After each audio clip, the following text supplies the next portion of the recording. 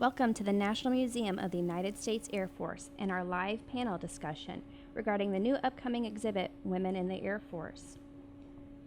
Please submit your questions in the comments and we'll be happy to answer them. We have with us today museum curators Jennifer Blankinship and Krista Dunkman and Exhibit Specialist Luke Maynard.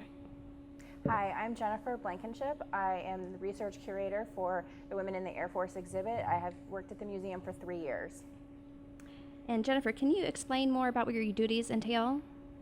As a research curator for this exhibit, I was responsible for doing a ton of background research before we started dividing and conquering to see which exhibits would be best suited for this initial phase of Women in the Air Force. Krista and I worked together to decide which exhibits would be best suited for this current installation, and then I worked with potential donors, I interviewed participants, I located photos and historical documents from other historians and other historical institutions, and then I wrote the content that visitors will see when they come visit the museum. Hi, I'm Krista Dunkman, and I'm the collection management curator for this exhibit, and I've worked at the museum for about 4 years. Okay, can you tell us about what your job is for this exhibit? Yeah, so as the collections management curator, I worked on all of the artifacts that you will see in this exhibit. So I did a lot of research to figure out which artifacts would work best. I worked with Jennifer and Luke to decide which ones would be the most engaging for visitors, and I also worked with donors to procure a lot of these artifacts that you'll see. I'm Luke Maynard. I've been here around 12 years. After they put all this work into finding all the donors, the research, the artifacts, I mean, we have a very large collection. So finding all that information, they get it to me, and it's in a way, I just make it look nice. But seriously, I come up with the colors, the schemes, the material used, and there's purposes behind each of those and meanings. So we'll get That's into great. that. We'll get into that in just a second. Jennifer, can you tell us why this story is important for the museum to tell and the significance of doing so during the year 2020? 2020 is the anniversary, the 100-year anniversary of the 19th Amendment. The 19th Amendment extended voting rights to women following the suffrage movement. So to honor women in general, we have picked nearly 20 different exhibits to highlight women's achievement in aviation and also in the U.S. Air Force. Currently on display, we have the significant women silhouettes, the Women's Armed Service Integration Act exhibit, a large portion of the Women in Combat exhibit, and by the end of the week, we should have moving toward equality finished. That's great. Luke, this exhibit spans across several galleries, and it's different than any other exhibit we've done in the past. Can you explain the design concept and some of the significance that you previously mentioned? Yeah. So in the center of our museum is where we place the intro for Women in the Air Force. This kind of is my initial sketch that I came up with and presented as kind of the setting, the theme of the exhibit. So what we have is these are half-inch sheets of steel, and they represent the walls that the women had to break through. And the walls were not just to be broken through, they had to leave something behind for other women to follow in their path, and that's what the silhouettes represent. The dress of that era is the silhouette we went with, and as you can see, there's a timeline that moves through those silhouettes, and it's not a straight line. In my artist statement, I say the quickest point to the point that you're trying to get to is a straight line. But they kept running into roadblock after roadblock, but they had to keep moving forward. So they found other avenues. They made it work, and in the end, they end up on the wall next to the map that shows you the overarching stories and the placements of all the exhibits in the gallery. So this isn't just in one spot in our museum. We integrated this into all of the galleries. So as you move through the museum, you're going to be following the story of women in the Air Force. That's great. And Krista, the United States recently lost a female icon, Justice Ruth Bader Ginsburg. She is mentioned in one of the displays from the Women in the Air Force. Can you explain? Yeah, Yeah, so up until 1971, women in the Air Force were automatically discharged due to pregnancy or for having custody of minor children. So in 1971, Captain Susan Struck was notified that she was going to be involuntarily discharged because of her pregnancy, and she decided to appeal this decision to the Supreme Court, where she was represented by Ruth Bader Ginsburg, who at that time was working for the American Civil Liberties Union. She was allowed to remain. The Air Force conceded before oral arguments began. And then for the next 4 years, the Air Force reviewed waivers from women who wanted to remain in the service. And so in 1975, all services adopted the Department of Defense policy that going forward, women who were pregnant or had custody of children could remain if they wanted to. And then separation would be completely voluntary.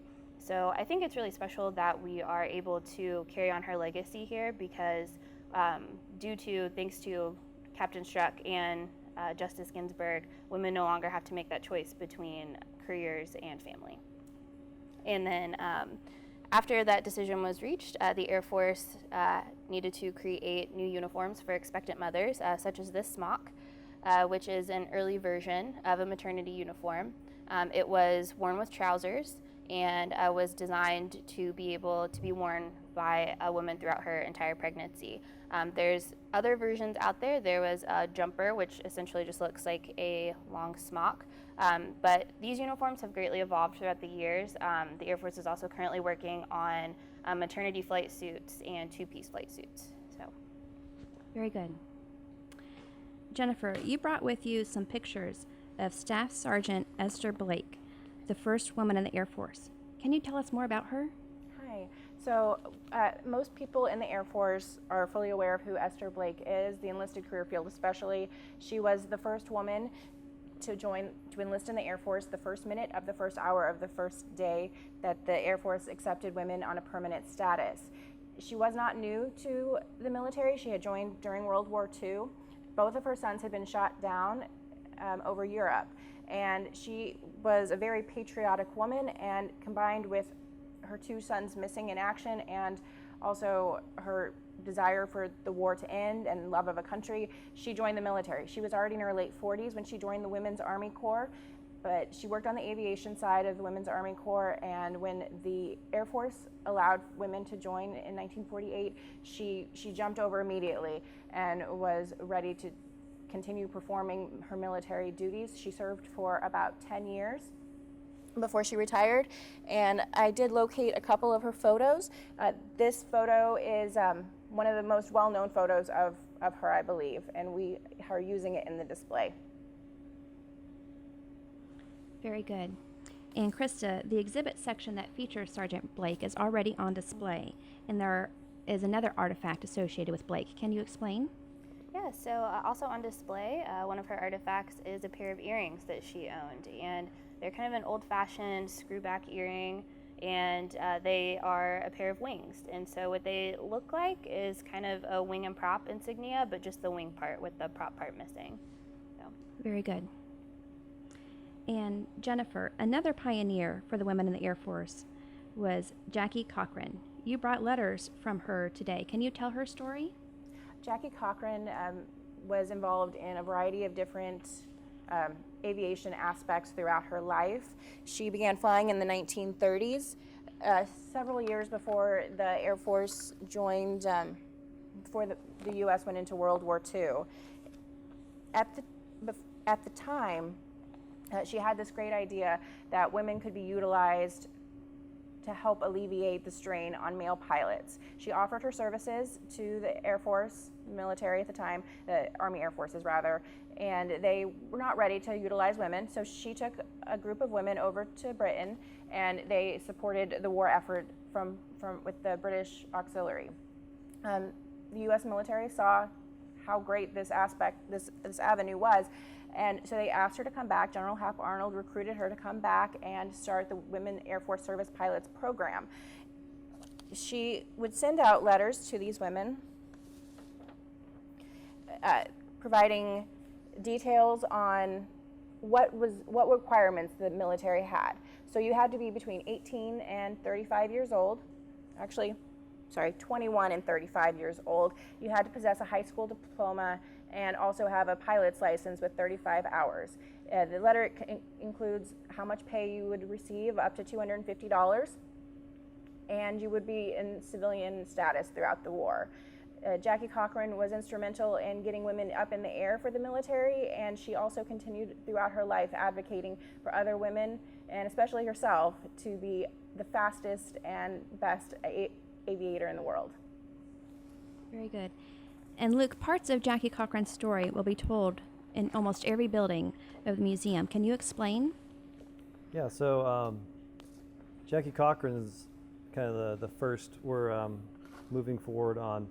It's follow their story, and we're going to put her story throughout the galleries as they come into the moments in time pertaining to those aircraft or that story in that gallery. So instead of having one location for just her entire story, as you move through our museum, you're going to find her in places, and you can follow her story all the way from early years into our space and R&D galleries. Very good. This next question is for all of you, so if one of you wants to jump in before the other, that's fine. Of the women and stories featured in this exhibit, is there one that spoke to you most? I found that the Women in Flight exhibit spoke to me the most, and I gained a greater appreciation once I started talking to the women themselves. In 1977, the first 10 female pilots graduated for undergraduate pilot training, and this was a test program. It consisted of 2 different classes. The first class graduated 10 women, and the second class graduated 8. But if these women hadn't succeeded, the Air Force might not have allowed women to fly for decades. And it wasn't just pilots that these women affected, it affected all positions on air crews. If these women hadn't succeeded, we wouldn't have had female pilots, flight engineers, navigators, load masters. These women really affected the future of women in the Air Force, and specifically aviation. Very good. Do either of you have something to add? I'm going to second that. We're going to do something really neat with that also. We have all their flight jackets, and they'll be displayed in front of the, is it T-38? Mm-hmm. So we have a picture of them all standing in front of the T-38. So we're hoping to make that correlation with all their suits in front of the actual aircraft. So I think it'll be really neat. I think for me, the group of women that spoke to me the most was the women we're featuring in our research and development area of the exhibit, because I think it's really important to show that there are other career fields besides being a pilot, besides being directly involved with aircraft, that you can make a difference for in the Air Force. So we have an artist, we have engineers, we have food scientists. Those are all people that made tremendous impacts, and so I think it's really important to show that there are so many different ways that people can make a difference for the Air Force and for their mission. So. Very good. I think you all sort of touched on this already, but what does it mean to you to be a part of the exhibit that showcases the legacy of women in the Air Force that have broken the barriers? I come from an Air Force family. My mother's retired Air Force after 21 years. So this is a topic that's near and dear to my heart, something that I've studied my entire life through her participation, but also through my own interest in college. Many of my friends are currently serving in the Air Force, and this is something that's been missing from our exhibitry, and I am just so proud that I had the opportunity to work on this and to leave a lasting mark on the museum and highlight the achievements and struggles that 20% of our Air Force faces today and has faced in the past. Yeah, I would agree with that. I mean, going off of that, women, like you said, they do make up 20% of the Air Force, and so far their stories had been missing from this museum. And so I think that it's so important to show those, to one, create a more accurate representation of what our Air Force looks like and, the things that people have done, but then also to show future generations, that, women doing these things, it's not only possible, but it's been done, and that it's normal, and that it's, something that I think young girls will definitely, find very meaningful. So. As I've done quite a few exhibits here, and this one definitely was very special, and I got to really push the design on this to make it have a lot of meaning behind it. So like the color is sunset, sunrise, orange is what I called it, because the sun is setting on a time that is now passing and is rising on a new time. There's still some lingering colors in the skies, but a brighter future is here now, and the Air Force is so much stronger now. As I go to the exhibit openings and I see the people's reactions when they see their exhibits, that's what gets me the most, is knowing that it meant the world to them, that people know about what has happened and the contributions they've given to this wonderful Air Force. They'll never know who I am. I just stand off the side. I'm never announced, but I think that's just amazing that we get to be part of that history in presenting it. That's great, and that segues nicely into my next question. What do you think that this exhibit means to the women that are featured? I know, Jennifer, you've gotten a chance to talk firsthand to some of the women featured or get artifacts from women who have passed. What do you think this means to them to tell their story? I think they feel so incredibly honored to be recognized by the Air Force that they've given so much to. Many of them didn't actually think some of these exhibits would come to fruition, and they finally are. And these women are being recognized for the barriers they've broken and the pathways they've opened up for other women to follow. And to hear the joy in their voice is something that is so incredibly rewarding to know, for them to understand that they're being honored in this sort of way. So I think they really appreciate our exhibitry. Yeah, and I think that they're also very excited. You know, the ones that I've talked to, they're just, you know, so thrilled that their stories are finally being told. And, you know, some of them, you know, it was kind of funny because they were kind of like, oh, like you really want my stuff, right. You know? And so they were just so excited about it. And so so I do think it's going to be very rewarding for them to see that, and then, you know, to go through and also see all of the other women that we're recognizing. Mm-hmm. So. Very good. A question from the comments asking about the Women's Nurses exhibit. We currently had on display the WASP exhibit and the Women's Nursing exhibit. Can you explain if there's any changes being done to those exhibit? Are they being enhanced? Can you talk about that a little bit? We are bringing them into the overall design. For the most part, we're not touching the content. We are updating some of the visuals to cue you into being part of this exhibit. The big theme going through it is the orange. There's nothing else in the museum that has the same color as this. So we like that it's that standout color, and it will stand out in each gallery. So you'll be able to find them a lot easier and know what it's a part of. It'll also be displayed on the map so people can find it. Yeah, that's what we're doing so far. Very good. And we're also adding a story in our Southeast Asia gallery about Operation Baby Lift, which we have a couple nurses' stories featured there as well. Mm-hmm. So. Okay. You talked about contacting these women and asking for their artifacts, but were there any artifacts that you had a hard time tracking down or that might have a unique story to them? Contacting women several years after they've retired or decades after they've passed away is not surprisingly difficult. And the one thing that I thought would be the easiest find became the most difficult. Finding photos of Esther Blake, everybody has seen her photo if you've ever served in the Air Force, but finding a high-resolution copy that Luke could work with Yes. was impossible, or I thought it was going to be impossible.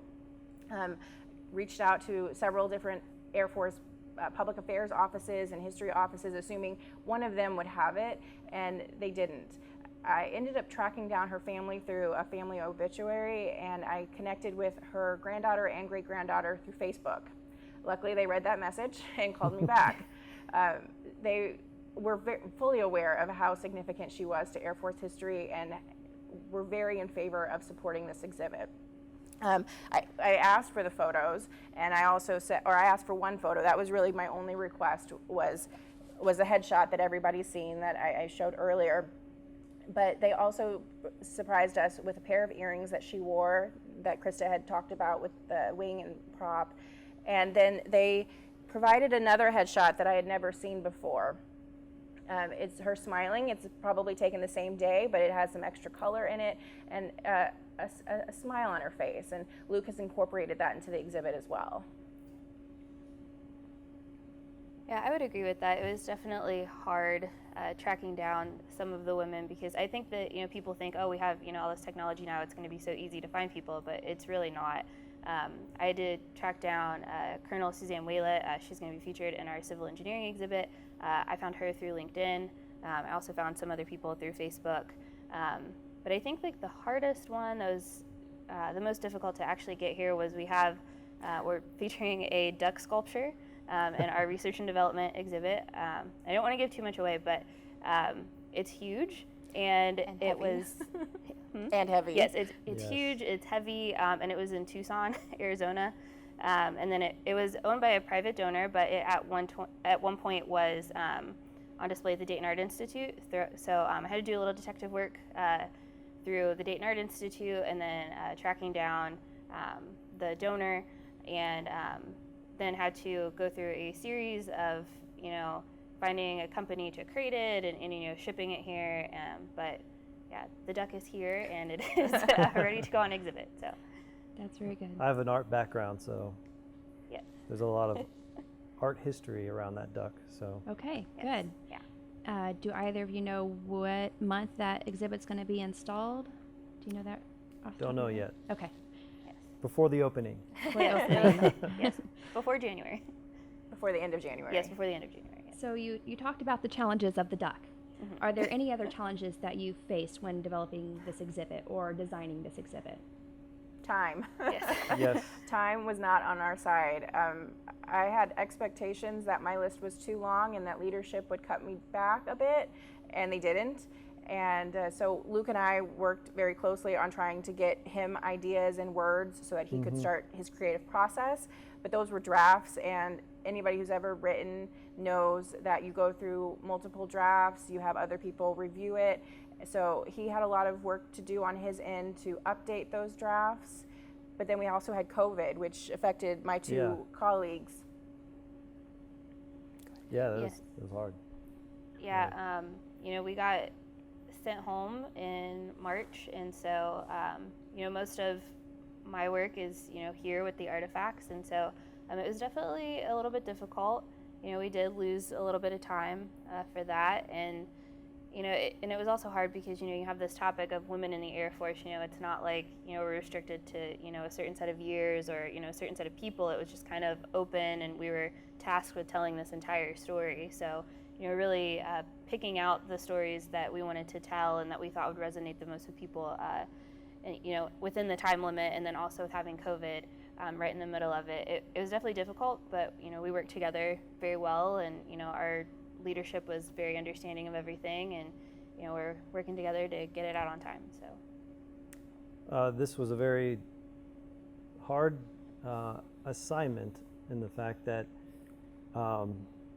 we were asked to integrate the story of women in the Air Force into all the galleries, but they also had to be separate, so that you can tell where that story is and connects to all the rest.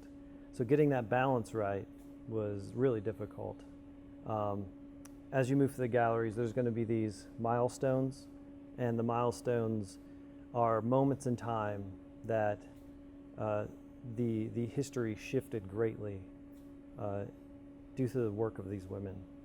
So you will see these standing out in the galleries, and next to them will be the content related, and then artifacts. So getting that balance right, that was a hard one. Very good. And you touched on this briefly, but we mentioned this is being a section added each month. And can you talk about when the estimated completion month is? End of January is when we're really hoping it'll all be installed and ready to go. Right, our goal is the end of January so that we might have a month to tweak anything that needs a little extra right before March, Women's History Month. We want to be ready to celebrate Women's History Month this year. Very good. So if you show up before, you will see these on the floor as we install them. Every week we're installing new stuff. And it isn't like we have all this roped off in the corner somewhere. So you will see it as we progress, but see all of it at once too. Very good. Are there any last thoughts you want to leave with the visitors to tell them why they should come and see this new exhibit? Women's history is part of Air Force history. They've contributed a great deal, and sometimes their contributions have been ignored. Sometimes they haven't, which is awesome. But this is we're presenting it in a new way. We're making great additions to the current exhibitry that people really enjoy and is incredible all on its own. So I hope this will inspire more visitors to come and for young children to see that they can reach for their dreams. Women have been told in the past they weren't allowed to do something, and they've crushed those obstacles. Yeah, I would definitely agree with that. I think that, it's very important to have this exhibit out because, for people that may not have felt that, they were necessarily represented here before, that they couldn't really connect to anything, we have all of these things now that, I think that people in any walk of life can, connect to some of these exhibits. So support for that reason, and then, as you said, to inspire future generations, to join and, to keep contributing. So We have one more question from the audience. Can you talk about, are there any women of color featured in the exhibit? Yes, women of color will be represented. Bessie Coleman is in the significant women silhouettes. We have two generals in the notable leadership section. We're also representing Shauna Kimbrell, first female black fighter pilot in the Air Force. So you will see her in the combat. Oh, and then also in research and development, you'll see Dorothy John, a mathematician. Very good. I think that's all of our questions. We really appreciate your time today and your expertise, and we're all really excited about this exhibit coming up. Thank Look you. forward to seeing you. Thank you.